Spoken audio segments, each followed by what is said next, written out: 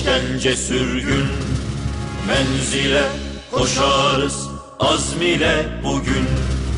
Yıldırmaz mahpusluk, işkence sürgün. Menzile koşarız azm ile bugün. Artacak sayımız inatla her gün. Kırılır zincirler, coşar sardaş.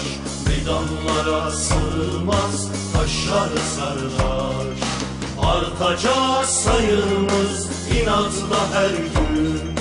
Kırılır zincirler, coşar sardaş. Meydanlara sığmaz, taşar sardaş.